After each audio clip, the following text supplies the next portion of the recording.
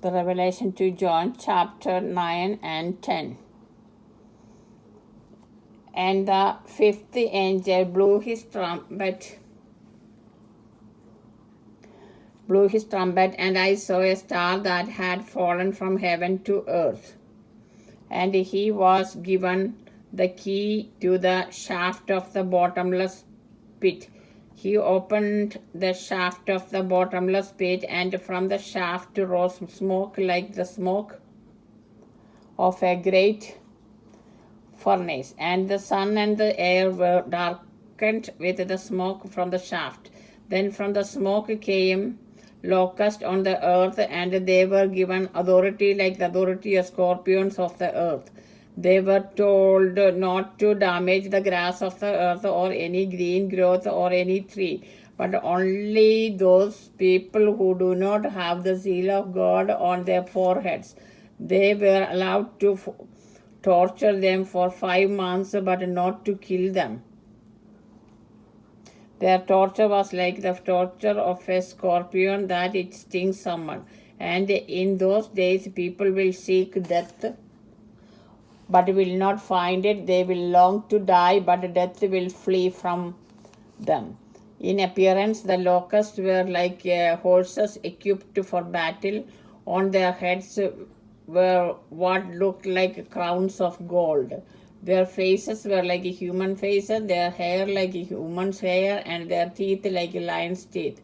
They had scales like iron breastplates, and the noise of their wings was like the noise of many chariots with horses rushing into battle. They have tails like scorpions with stingers, and in their tails, in their power to harm people for 5 months.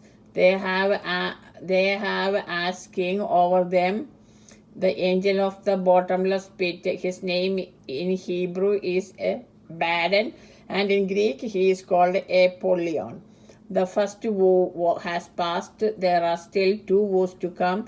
Then the sixth angel blew his trumpet, and I heard a voice from the 4 horns of the golden altar before God, saying to the sixth angel who had the trumpet, "Release the 4 angels who are bound at the great river Euphrates." So the 4 angels were released who had been held ready for the hour, the day, the month, and the year, to kill a third of humankind.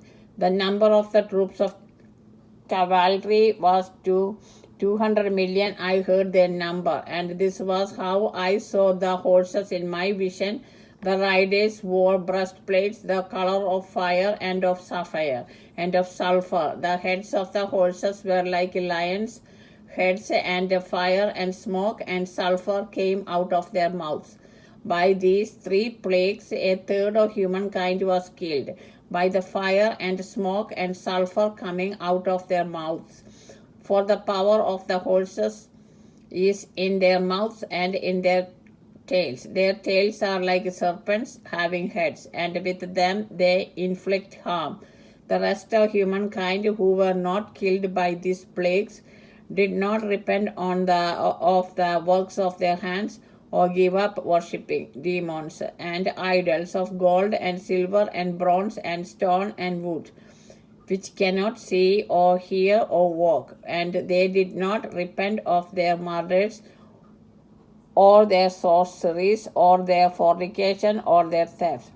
The angel with the little scroll, chapter 10, the angel with the little scroll. And I saw another mighty angel coming down from the heaven, wrapped in a cloud with a rainbow over his head.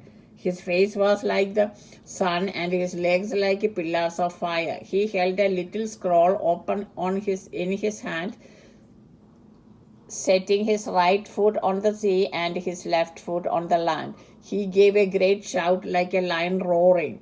And when he shouted, the 7 thunders sounded. And when the 7 thunders had sounded, I was about to write.